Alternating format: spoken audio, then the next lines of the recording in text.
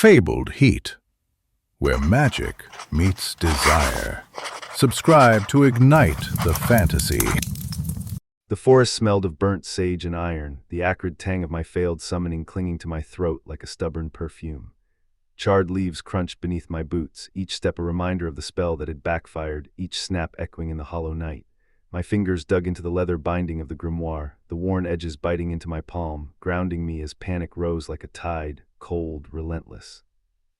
3 years at the arcane Athenaeum had taught me control, discipline, the quiet hum of power that thrummed beneath every breath.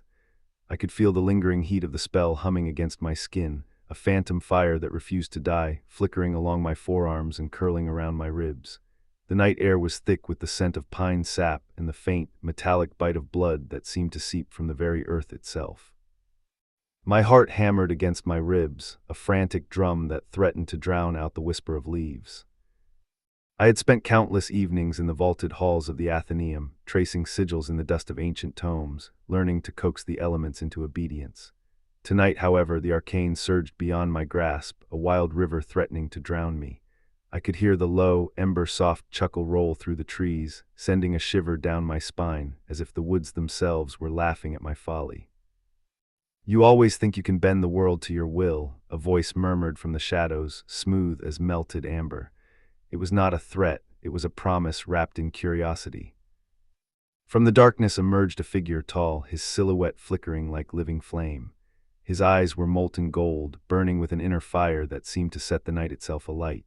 He moved with a predator's grace, each step barely disturbing the moss, yet the air around him rippled with raw power, as if the very atmosphere bent to his will. He stopped a few paces away, the glow from his eyes reflecting off the bark, turning the trees into a cathedral of amber.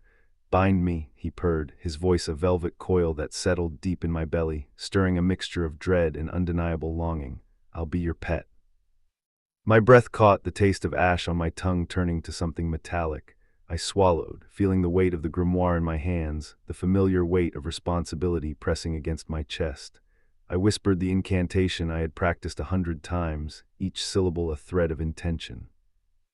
Golden light erupted from my fingertips, wrapping around him like a living shroud, each filament humming with the resonance of my will. The light was warm, almost intimate, and for a heartbeat I thought I might have succeeded. Instead of submitting, he arched, a sinuous motion that sent a wave of scorching heat through my core. The spell twisted, binding not his will but his desire. I felt the magic reshape itself, turning from a cage into a promise, a tether of yearning that pulsed against my skin, demanding a surrender I both feared and craved. "You feel it, don't you?" he asked, his tone softer now, almost amused. "The pull of power, the taste of control." I could not answer, my throat dry, my mind a storm of thoughts. The forest seemed to close in, the trees leaning closer as if they wanted to listen. I could hear the rustle of a distant owl, the crackle of unseen embers, the soft thud of my own heart. "What are you?" I managed to say, my voice barely more than a whisper. He smiled, though his lips did not move. "A fire that refuses to be contained, a storm that seeks a calm center, and you, little mage, are the one who dared to call me forth."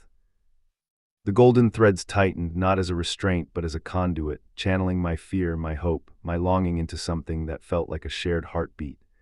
I could feel his presence seeping into my veins, a warmth that was both comforting and terrifying. It was as if the forest itself had taken a breath and exhaled through us both. "You think you can bind me," he said, his eyes flickering with a mischievous light, "but perhaps you are the one who will be bound." A laugh bubbled up from deep within me, half hysteria, half exhilaration. I had always been taught to fear the unknown, to keep my emotions sealed behind layers of discipline. Yet here, in the heart of a cursed wood, with a man of fire standing before me, those walls crumbled. "What do you want?" I asked, the question slipping out before I could stop it. He stepped closer, the heat from his body washing over me like a tide. The scent of his skin was a mixture of smoked sandalwood and something sweeter, like honeyed amber. "I want what you want," he replied, his voice a low murmur that seemed to vibrate the very air. "I want to feel the world through another's eyes, to taste the thrill of a spell that teeters on the edge of disaster. I want to be yours if you will have me." My mind raced. The Athenaeum had warned us about binding sentient beings, about the ethical lines we were taught to never cross. Yet the raw, unfiltered desire that surged through me was louder than any lesson. "If I bind you," I whispered, "do you promise not to hurt me?" He tilted his head, the golden light in his eyes softening. "I promise nothing but honesty." The golden threads pulsed, and I felt a surge of power flow through me, not just my own, but his as well. It was as if the forest itself had become a conduit, the ancient trees bearing witness to a pact forged in fire and ash. I closed my eyes, letting the sensations wash over me. The bark of the trees pressed against my back, the cool night air brushing my cheeks, the crackle of unseen flames dancing in the periphery of my vision. I could hear the distant howl of a wolf, a reminder that I was not alone in this world. When I opened my eyes, his gaze was softer, almost tender. "Will you trust me?" I took a breath, feeling the weight of the grimoire in my hands, the weight of my own destiny. "Yes," I said, the word trembling on my lips. He reached out, his hand a blaze of golden fire that did not burn. He placed his palm over my heart, and I felt a rhythm that matched my own, a syncopated beat that seemed to echo through the forest. "Then let us begin," he said, and the golden light intensified, wrapping us both in a cocoon of warmth. The spell that had once threatened to consume me now became a bridge. I could feel his thoughts, flickering like embers, his memories of ancient battles, of forgotten loves, of a world that had long since crumbled. In return, I offered him my own memories, the quiet mornings in the Athenaeum library, the scent of ink and parchment, the first time I felt magic surge through my veins. Time lost its meaning. The night deepened, stars blinking like distant lanterns. The forest around us seemed to breathe in unison with our shared pulse. I could hear the rustle of leaves as if they were whispering secrets, the distant call of an owl now sounding like a lullaby. When the golden light finally faded, we stood still, the forest around us unchanged, yet somehow more alive. He stepped back, his eyes still glowing, but now they held a softness that had not been there before. "You have bound me," he said, "but you have also freed something within yourself." I smiled, feeling the lingering heat of the spell still humming under my skin. "And you have shown me that power is not just about control, but about connection." He reached out again, this time his hand resting lightly on my cheek. The touch was warm, grounding, and I felt a surge of gratitude that rose up like a tide.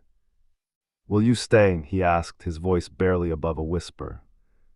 The question hung in the night air, heavy with possibility. I thought of the Athenaeum, of my mentors, of the expectations placed upon me. I thought of the fire in his eyes, of the promise of something beyond the rigid walls of academia. "I will stay," I said, the words firm and sure, "not because I am bound, but because I choose to be." He smiled, a genuine curve that lit up his face. "Then let us walk this forest together and see what else the night has to offer." We moved forward side by side, the forest floor soft beneath our boots. The moon rose, casting silver ribbons through the canopy, and the world seemed to hold its breath as we stepped into a new chapter. As we walked, I felt the magic between us settle into a steady hum, a reminder that we were no longer alone. The fire within him flickered, but now it was tempered by the cool night air, a balance I had never imagined possible. "Tell me," he said after a while, "what do you dream of when you close your eyes?" I thought of the endless rows of books, of the quiet hum of the Athenaeum at dawn, of the feeling of a spell finally clicking into place. I dream of a world where magic is not feared, where it can be shared without restraint. He nodded, his golden eyes reflecting the moonlight. "Then we shall create that world together." The forest seemed to approve, the leaves rustling in a soft applause. I felt a tear slip down my cheek, not of sorrow, but of relief, of hope. The night was no longer a threat, it was a canvas, waiting for us to paint our story upon it. We paused at a clearing where a small brook sang a gentle melody. He knelt, the water reflecting his fiery gaze, and I watched as the light danced on the surface. He turned to me, his expression earnest. "Will you teach me your spells?" he asked, his voice a blend of curiosity and reverence. I laughed, the sound echoing through the trees. "And will you teach me yours?" He smiled, a flash of flame that warmed the night. "Deal." In that moment, the forest ceased to be a place of danger and became a sanctuary. The burnt sage and iron that had once clung to my throat now seemed like a distant memory, replaced by the scent of fresh water and pine. We sat by the brook, the golden light of his eyes dimming to a soft amber as we exchanged knowledge, stories, and promises. The night stretched on, and the stars above bore silent witness to a bond forged in fire, ash, and the quiet determination of a young mage. When dawn finally brushed the horizon with pale gold, we rose together, ready to face whatever challenges lay ahead. The forest, once a maze of shadows, now felt like a home, and the path before us was illuminated by the shared glow of our combined magic. I looked at him, the man of flame who had once demanded to be bound, and felt a surge of gratitude. "Thank you," I whispered. He placed a hand over my heart, the warmth of his palm steady and reassuring. "No," he replied, "thank you for daring to trust." And with that, we stepped out of the woods, the world beyond waiting for the story we would write together.